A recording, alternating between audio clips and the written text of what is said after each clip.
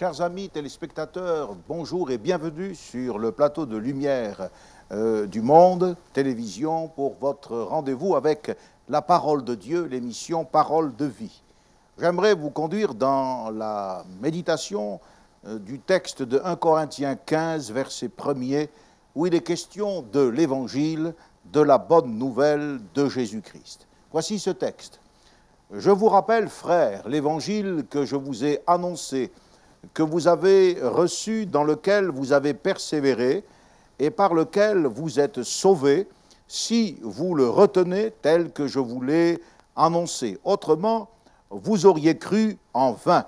Je vous ai enseigné avant tout, comme je l'avais aussi reçu, que Christ est mort pour nos péchés selon les Écritures, qu'il a été enseveli et qu'il est ressuscité le troisième jour selon les Écritures.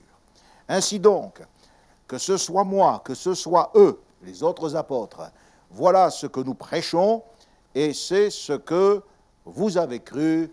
Amen.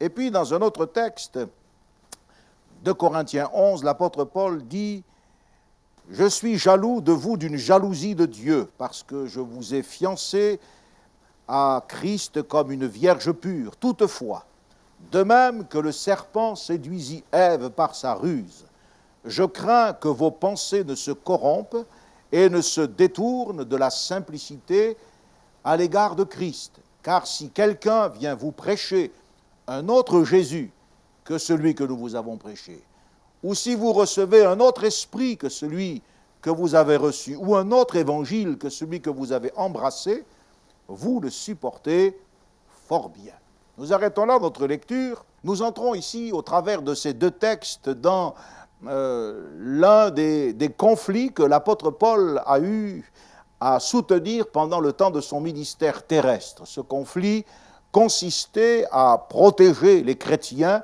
et à maintenir la pureté de l'Évangile.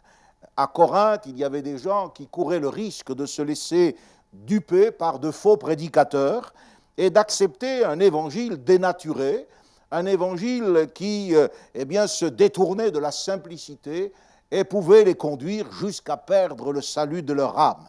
Aujourd'hui, dans l'Église, il y a des prédicateurs qui ont des enseignements que l'Écriture contredit. La parole de Dieu ne justifie pas toutes les doctrines. Et c'est pour cela que nous devons être sur nos gardes et pouvoir ainsi répliquer au serpent qui se cache derrière ces fausses doctrines. Il est aussi écrit. La simplicité du salut est quelque chose d'évident. Nous n'avons pas à être simplés ni simplistes, mais rester simples tout simplement. Jésus a dit « Soyez simples comme les colombes », une simplicité éclairée, une innocence ointe du Saint-Esprit, car la colombe, c'est de toute évidence le symbole de l'Esprit dont l'action consiste à renouveler notre intelligence et à nous faire prendre conscience que tout ce qui n'est pas dans la parole de Dieu ne doit pas être reçu.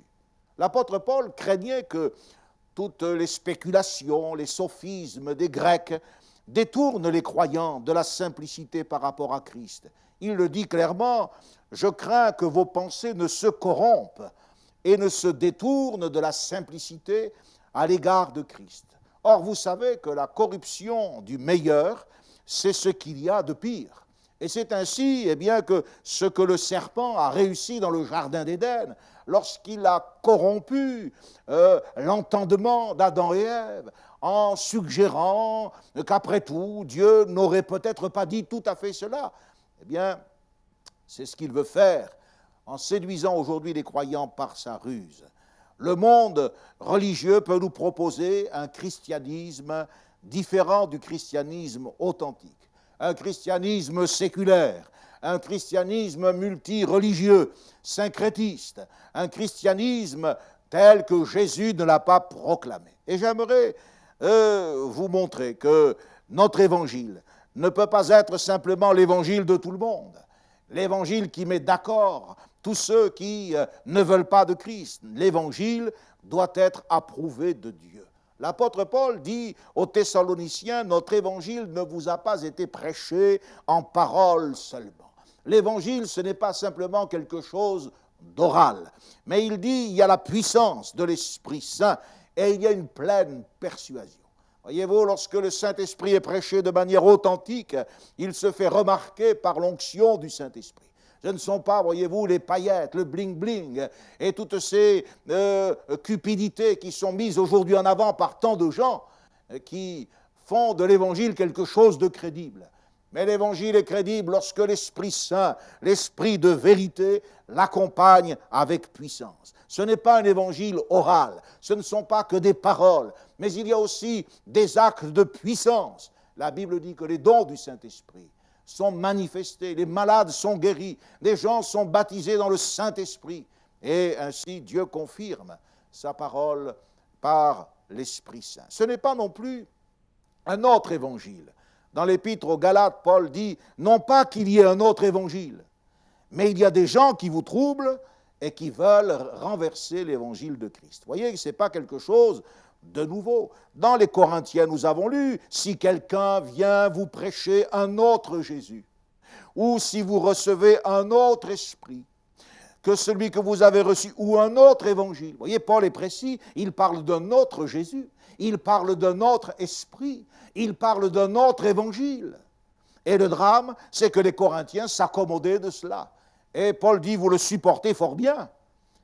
Vous avez embrassé l'évangile de Christ, mais maintenant, eh bien, ça ne vous gêne pas de suivre un autre Jésus, un autre évangile, et de recevoir un autre esprit. Et Paul dit, mais non pas qu'il y ait un autre évangile, mais il y a des gens qui vous troublent et qui veulent renverser l'évangile de Jésus-Christ. Alors, j'aimerais vous parler de cet évangile.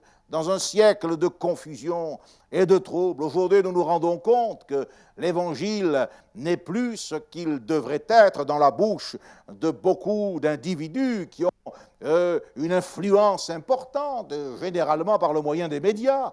On entend peu prêcher le message de la repentance. On invite les gens à croire qu'ils vont être bénis, ce sont des personnes précieuses, ce sont des héros ou des champions, c'est le culte de la personnalité. Or, je vois que dans l'Écriture, à propos de la tentation de Jésus, il nous est dit que le diable éleva Jésus. Celui qui élève l'homme, eh bien, c'est le diable. Et il l'élève pour le précipiter du sommet du temple en bas. Chers amis, personne aujourd'hui n'aime trop entendre dire qu'il est un pécheur. Et pourtant, est-ce que notre siècle nous offre une autre analyse possible? Nous vivons dans le péché. Le péché comme un gaz anesthésiant qui remplit notre atmosphère. Notre péché est social, notre péché est familial, le péché et la misère sont conjugales. Oui, mes amis, il existe jusque dans nos institutions un mal grave qui compromet notre bonheur sur la terre. Et les gens viennent vous prêcher la grâce de Dieu à bon marché. Comme si le péché était quelque chose qu'il fallait maintenant éluder, mettre de côté. Il y a bien plus d'intérêt à parler de la prospérité, de la richesse que Dieu ne manquera pas de nous donner, voire même ce marchandage que l'on peut espérer obtenir de Dieu. Il y a quelques années de cela, au Brésil, le pays du syncrétisme, par excellence, il y avait dans le Mato Grosso une fête religieuse qui rassemblait des milliers de personnes venues de tous les villages d'alentour. Et il y avait des multitudes de charrettes, de stands, où chacun essayait de vendre évidemment aux pèlerins un objet religieux. Il y avait une charrette avec un panneau, c'était écrit évidemment en portugais et en espagnol. C'était un homme qui vendait des croix. Il y avait des croix, des petites, des plus grandes, des moyennes, et il avait inscrit, pour attirer l'attention, « Croix bon marché ». Croix bon marché. Et aujourd'hui, lorsque j'entends certains prédicateurs, je ne peux pas m'empêcher de revivre cette scène et de voir cette charrette branlante avec ce panneau « Croix bon marché ». La croix, vous savez, eh bien, a un prix. Elle n'est pas bon marché. Son coût est au-dessus de tous nos moyens. Et certains prédicateurs aujourd'hui vendent la croix, ils la vendent très cher. Ce sont des manipulateurs, des menteurs qui n'hésitent pas à vous dépouiller. Mais d'autres vont la vendre très bon marché. Qu'est-ce que cela signifie? Eh bien, ça signifie qu'ils vont vous vendre le pardon de Dieu, mais sans exiger la repentance, sans l'engagement du baptême, sans la discipline de la vie de l'Église, une communion sans confession de péché, une progression dans la foi, mais sans consécration à Dieu. Cette grâce sans la croix, c'est une grâce sans Christ, c'est une grâce sans espérance, c'est une grâce à bon marché. Quand on prêche la grâce à bon marché, eh bien, on prêche le ciel, mais sans l'abandon du péché. On prêche le salut et la bénédiction de Dieu, mais sans la repentance et la consécration à Dieu. On parlera du ciel, mais on évitera de parler de l'enfer. On parlera de l'amour de Dieu, et on mettra en sourdine la réalité non moins solennelle de la justice de Dieu.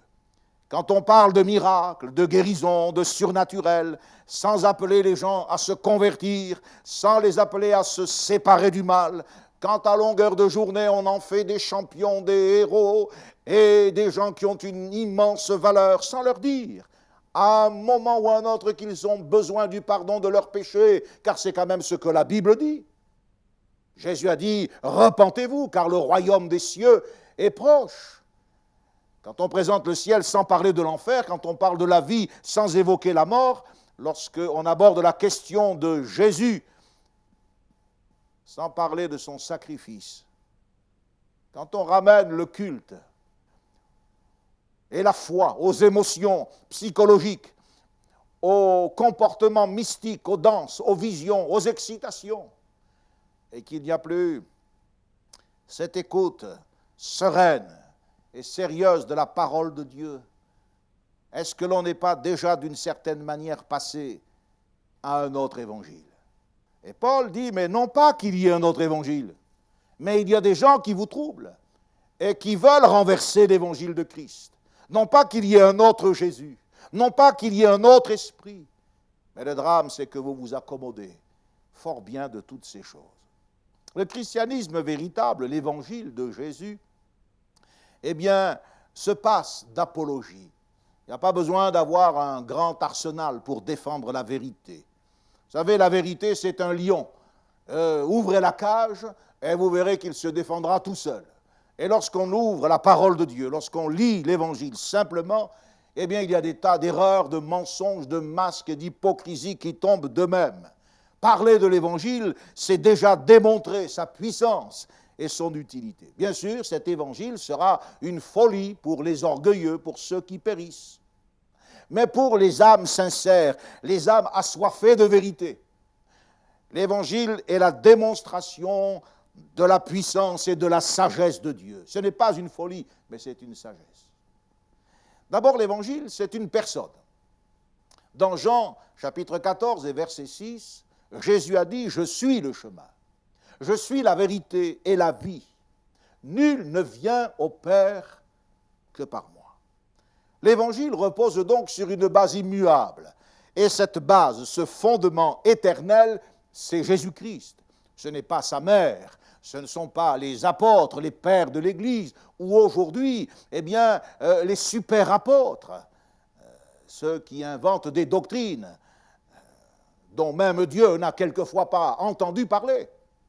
Non, l'Évangile, eh bien, c'est le Jésus-Christ. Il est le fondement. L'apôtre Paul dit que chacun prenne garde à la manière dont il bâtit sur ce fondement. Jésus, c'est l'origine. Il est le commencement et il est la fin de l'Évangile. La matière totale, intégrale de l'Évangile, c'est la personne de Jésus-Christ. Le christianisme véritable est inséparable de la personne de Jésus. C'est en lui, c'est pour lui que ces choses ont été dites, annoncées et réalisées. Et c'est par lui que nous avons la vie éternelle. La Bible dit qu'au commencement était la parole et la parole était avec Dieu. Elle était elle-même Dieu. Toutes choses ont été faites par elle. Et rien de ce qui existe n'a été fait sans elle. Et miracle des miracles, cette parole a été faite chair. Elle a habité parmi nous pleine de grâce et de vérité. C'est la parole faite chair. Oui, mes amis, à un moment donné de notre histoire d'être humain, Dieu est venu dans ce monde et Dieu nous a visités dans la personne de Jésus, conformément aux prophéties que l'Ancien Testament nous avait laissées. Le centre de l'Évangile, ce n'est pas une théologie quelconque. Le centre de l'Évangile, ce n'est pas un dogme. Le centre de l'Évangile, ce n'est pas une église géographiquement située ici ou ailleurs. Le centre de l'Évangile, c'est Jésus. Alléluia! Jésus qui est le chemin, la vérité et la vie. Quand je pense aux déclarations des grands fondateurs de religion, Mohammed disait, si Allah n'étend sur moi le manteau de sa miséricorde, je serai perdu. Confucius a dit, je suis encore à la recherche de la vérité. Et le Bouddha, lui-même, était dans l'incertitude quant à l'éternité. Mais Jésus a dit, je suis le chemin, je suis la vérité et je suis la vie. Le christianisme est complètement différent. Sa nature est divine. Sa nature, c'est Jésus-Christ. Le christianisme, c'est une personne, mais c'est aussi une rédemption. L'humanité est déchue. L'humanité est perdue. Il y a, depuis l'origine, une fracture dans les relations entre Dieu et les hommes. Et Dieu ne pouvait se révéler aux hommes qu'en sa qualité de rédempteur. Si Dieu s'était révélé uniquement comme le Créateur, nous pourrions encore admirer ses œuvres, quoique beaucoup ne reconnaissent pas la puissance éternelle et la divinité du Créateur dans les œuvres qu'il a faites. Mais Dieu ne pouvait pas se révéler qu'en tant que Créateur, car la création jette un peu de lumière dans notre conscience. Il fallait qu'il se révèle en qualité de Rédempteur. C'est ainsi que le Seigneur a parlé d'un salut. Un salut, ce qui rend nécessaire un sauveur. Il a parlé de la possibilité pour des gens d'être sauvés et aussi d'un moyen de salut. Le sauveur, c'est Dieu. Le sauvé, c'est vous et moi, l'homme perdu. Et le moyen de salut, c'est la croix de Jésus. Oui, Christ est mort pour nos péchés. Et c'est parce que Christ est mort pour nos péchés que nous pouvons en être libérés, complètement délivrés. Oui, nous pouvons être sauvés de la puissance du péché, de la culpabilité du péché. Nous pouvons être sauvés du châtiment du péché. Et un jour dans le ciel, nous serons sauvés à cause de la croix de Jésus, de la présence même du péché. Que Dieu soit béni. L'Évangile, c'est une rédemption. Jésus est venu afin de chercher, de sauver ce qui était perdu. Et ça s'est fait. Depuis le commencement, lorsque Dieu a annoncé à Ève, au serpent, que la postérité de la femme lui écraserait la tête. Puis les prophètes ont complété ce tableau. Ésaïe nous parle de ses souffrances. David le contemple dans sa royauté éternelle. Michée nous dit quel sera le lieu de sa naissance. Et le prophète Zacharie nous parle de sa solitude et de son combat abandonné de tous à la croix du calvaire. L'Évangile, c'est une rédemption. Mais l'Évangile, c'est aussi une doctrine. Dans l'Évangile de Jean, au chapitre 7, le Seigneur Jésus a parlé de ceux qui écoutaient sa parole. Et on peut être surpris par ce qu'il dit, mais en fait, il dit que ça ne suffit pas d'écouter sa parole. Voici ce texte, Jean chapitre 7, versets 16 et 17. Le Seigneur dit ceci. Il dit, « Ma doctrine n'est pas de moi, mais de celui qui m'a envoyé. Si quelqu'un veut faire sa volonté, il connaîtra si ma doctrine est de Dieu ou si je parle de mon propre chef. Celui qui parle de son propre chef cherche sa propre gloire. Mais celui qui cherche la gloire de celui qui l'a envoyé, celui-là est vrai et il n'y a point d'injustice en lui. » Ici, il est question d'une doctrine. On ne peut pas croire en Jésus sans adhérer à sa doctrine. La doctrine biblique du salut a pour centre de gravité la personne et l'œuvre de Jésus-Christ. Pourquoi ? Parce que la vérité émane de Christ. Et toute vérité ramène à Christ. Il est le commencement et il est celui qui rend la foi parfaite. Il est l'alpha et l'oméga. C'est avec lui que la foi commence et c'est avec elle qu'elle se termine. Toute doctrine qui diminue Jésus-Christ, qui porte atteinte à sa sainteté, à sa double nature, eh bien, est anti-chrétienne. Et c'est pour cela, voyez-vous, que tous ceux qui croient qu'ils peuvent être sauvés par un saint, par l'invocation d'une vierge, par des rites, par leur propre souffrance. Ou bien il y a aussi ceux qui pensent ne pas avoir besoin de salut. Le bouddhisme, par exemple, n'évoque pas Dieu parce que dans cette philosophie, eh bien, Dieu est rendu inutile. Il y a dans le monde deux esprits qui s'affrontent de manière invisible. C'est l'esprit du Christ et c'est celui de l'Antéchrist. Et ces deux esprits sont à l'origine, d'une part, des doctrines bibliques et d'autre part, des doctrines subversives. L'apôtre Paul nous dit que la véritable doctrine est pure. La véritable doctrine a des effets sanctifiants. Elle fait de nous des hommes pieux. Elle nous inspire la crainte. Et la véritable doctrine nous amène à nous séparer du monde présent siècle mauvais et elle nous porte à attendre l'avènement du Seigneur Jésus-Christ.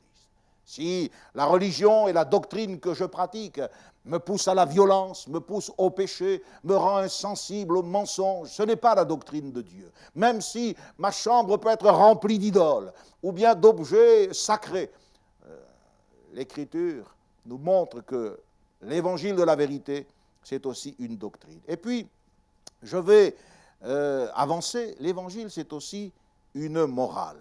Une morale. Dans Jacques, au chapitre 1er et au verset 27, je voudrais vous lire ce texte où il est question de la définition de l'évangile sous l'angle d'une morale. Voici ce que dit le frère du Seigneur, Jacques 1, verset 27. Et il dit ceci: la religion pure et sans tache devant Dieu notre Père consiste à visiter les orphelins et les veuves dans leurs afflictions et à se préserver des souillures du monde. La religion pure et sans tache. Voilà donc deux principes qui définissent le contenu de la vie chrétienne authentique. Un amour authentique pour ceux qui sont dans le besoin. Il n'est pas question de dépouiller les orphelins et les veuves, il est question de les visiter dans leurs afflictions et il est question de se préserver des souillures du monde. Un amour authentique pour ceux qui sont dans le besoin. Et puis, l'amour pour les autres doit s'accompagner de l'amour pour Dieu, qui se manifeste par la séparation d'avec le mal. Il y a beaucoup de gens aujourd'hui qui viennent nous parler de l'amour de Dieu, que ce soit avec leur soutane, avec leur signe extérieur de religiosité. Mais lorsque l'on est capable de donner du sens réel à ce mot amour de Dieu, on se sépare du mal. Un des grands problèmes de la religion, c'est qu'elle n'éveille plus le sentiment de culpabilité de l'homme à l'égard du péché. Or, le péché est une souillure qui nous sépare de Dieu. Il nous faut une morale. Nous sommes aimés. C'est toute la doctrine. Dieu est amour, dira l'apôtre Jean. Nous sommes aimés. C'est toute la doctrine de l'Évangile. Mais maintenant, nous devons aimer. Et ça, c'est toute la morale. Ça, c'est tout ce qui fait notre éthique de chrétien. La doctrine n'est pas simplement l'objet d'une connaissance intellectuelle. La vérité, eh bien, a des droits sur notre âme. On lui obéit aussi par le cœur. On ne se soumet pas à la vérité simplement par le raisonnement auquel on adhère, mais aussi par le cœur. Voyez, la doctrine, c'est plus qu'un simple enseignement, qu'une théorie. La doctrine, c'est aussi une règle de conduite. Ça ne suffit pas d'avoir passé des années dans un séminaire et d'avoir la tête remplie de tas de choses. Si notre cœur n'a pas été changé, s'il n'a pas été transformé, si nous ne sommes pas nés de nouveau, alors nous ne pouvons pas sortir du joug que le péché nous impose et nous restons esclaves du péché. Et je termine par là. Cet évangile que l'apôtre Paul craignait de voir, eh bien, diluer, disparaître à cause de la complaisance des Corinthiens, cet évangile, c'est une expérience. Donc c'est d'abord une personne, c'est une rédemption, c'est une doctrine, c'est également une morale, mais l'évangile, c'est une expérience. Plus qu'une doctrine, plus qu'une morale, le christianisme, c'est une vie dont on a fait l'expérience. Vous savez, lorsque Jésus est venu sur la terre, sa vie était impeccable, ses enseignements étaient remarquables. Et on aurait pu penser qu'avec une telle morale, Par exemple, lisez le célèbre sermon sur la montagne. Heureux ceux qui ont le cœur pur, car ils verront Dieu.